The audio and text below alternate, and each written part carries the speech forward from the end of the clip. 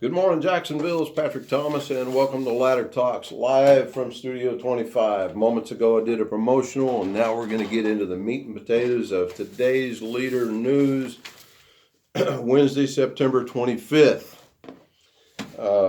This segment is going to be strictly about the fallout over the FOIA breach reverberates the Leader News front page headline story.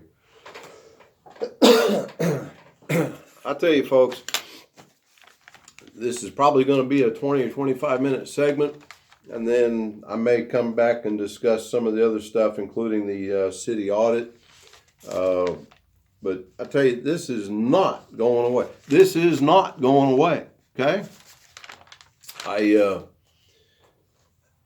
I'm going to discuss the article that's in here, and I'm also going to discuss some of what's said in the editorial written by the Leader News. So, get right into it. At least one Jacksonville City Council member may seek a new vote of censure.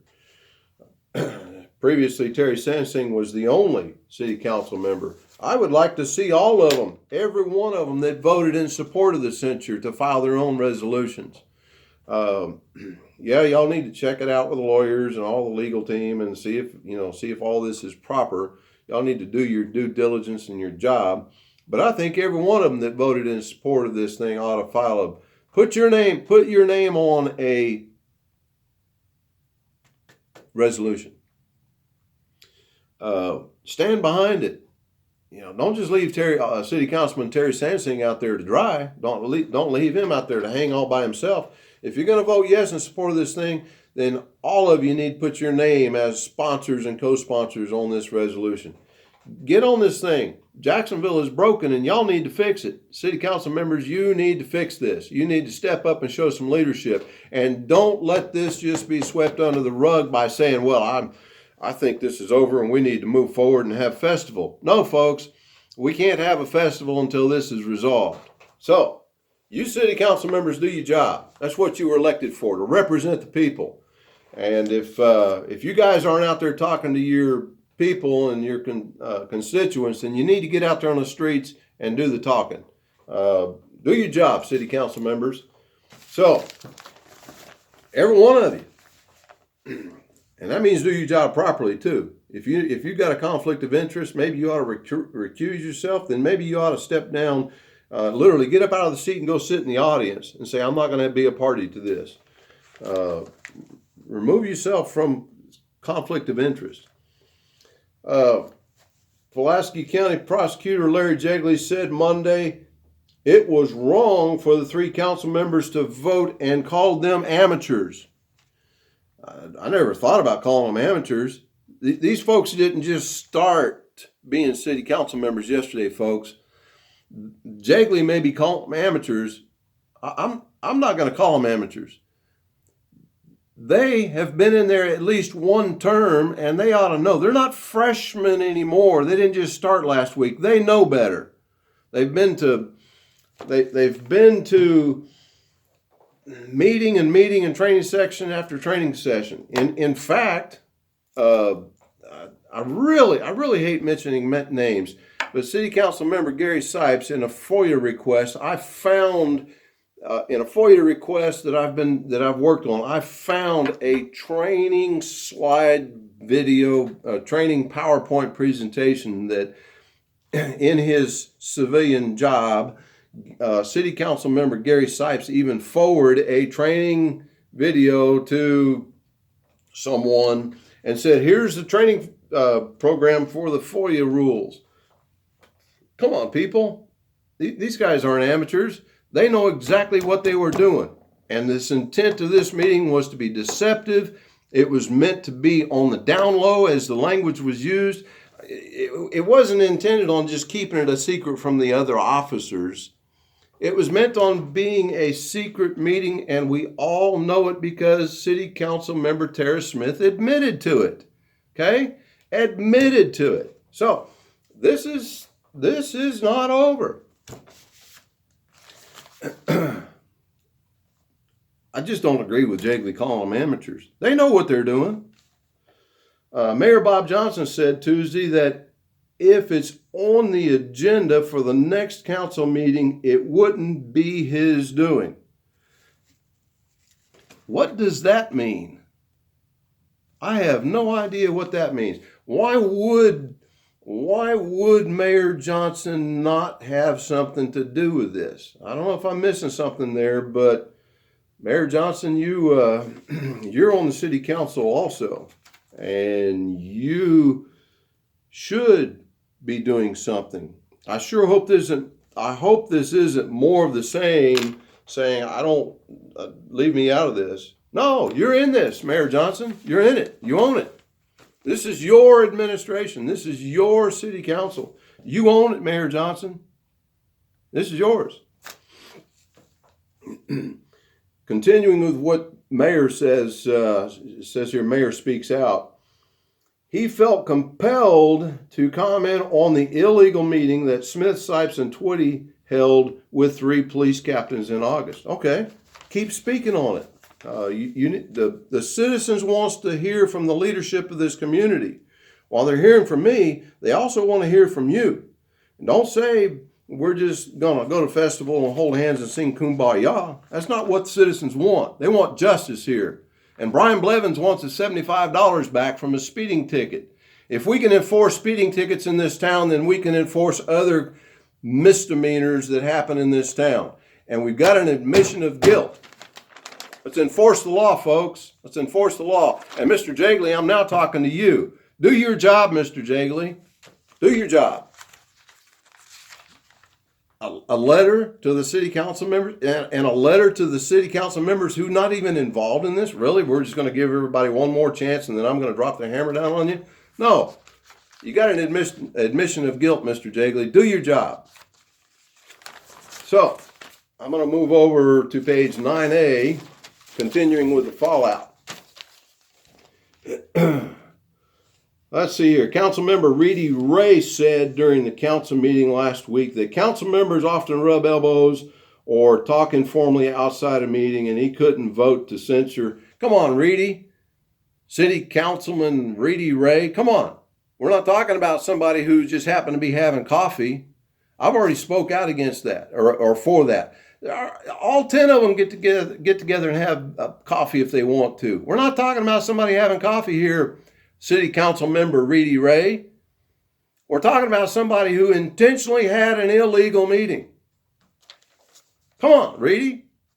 Quit saying stuff like that from the city council bench. It's not having coffee, City Councilman Ray. Now, 3 or 4 council members at a restaurant, there's no intent of misconduct, but this was intentionally done for the sole purpose of getting money from other departments to put it into the police department, the mayor said. I'm going to go back to what I said previously. Those 3 captains were politically involved. John Alberson was not politically involved. John Alberson was doing community-oriented policing. He was responding to a concern that I had about a potentially abandoned vehicle overnight in the community center parking lot. These 3 knew they were attempting to leverage the mayor politically being involved. Come on, Police Chief John Franklin, do your job. Get with it. Nobody wants to do their job around here. What is the deal with this? Come on, people, do your job. Another part that disturbed me, this is Mayor Johnson speaking, last week's city council meeting, there were a lot of officers that were vocal in support of these members. Let me get this straight. The very people who we have asked and we have assigned to serve and protect and to enforce our laws, they were showing support for someone who just violated the law. What? Yeah, I witnessed it too. It come across like heckling of sorts. Everybody just clapping their hands. Go Tara, break the law. We're behind you, JPD. We're behind you. We're behind you. Again, Chief Franklin, do your job. The mayor said he wants residents to know that they can rely on their police officers, and he felt like the wrong impression was presented by some of the officers during last week's meeting. Duh. Ugh. I'm being a little dramatic. But folks, if drama sells, then let it be what it is. Let it be what it is. This is crazy, folks. This is absolutely crazy. Now, let's move over to the editorial. Prosecutor says the vote was wrong. He's pretty much saying those three should have recused themselves. I tend to agree with that. But there's nothing that says they legally have to. There's no statute or no law. It's all part of morals and ethics and just good old decency. Now, I don't know what to tell you, voters, but you people put these folks in office. Y'all are going to have to speak. And I think I heard Brian Blevins say something about a recall election in fall of 2020. I think that's a good idea. Maybe all city council members ought to be, they're either going to be up for re-election in 2020, or maybe they all should be on the recall election. Jacksonville's broken. And while I fail to call our city council members leaders, some people like to think of them as leaders. They should be leaders. They are not doing their job. They're coming across, some of them are coming across like elitists. I wonder what message they're sending to the people in the poor side of town that voted for them. You folks aren't elitists. You're common citizens just like me and the rest of these people in this town. You're not elitists. You're not above the law. Some of the council members who organized the meeting do not plan to resign. We suggest a way of reestablishing trust with the public and their fellow council members. All three should begin the next council meeting by apologizing. Leader News? No, I disagree with that. I don't want to hear their apologies. It's too late for apologies. It's time for action. Okay? And I've already said it before. The only guilt that Mary Twitty and Gary Sipes are, they're guilty by association. And the one person who probably ought to apologize for this, City Council member Terry Smith, she's already apologized. Apology is not good enough. If city employees are denied raises or even fired to give pay raises to police, you can anticipate lawsuits filed by Little Rock attorney Robert Newcomb, who has never lost a case that we recall representing city workers who have a beef. Folks, citizens of Jacksonville have a beef. And it's interesting how I have Mr. Newcomb's phone number. And it's interesting how somebody directed me to Mr. Newcomb.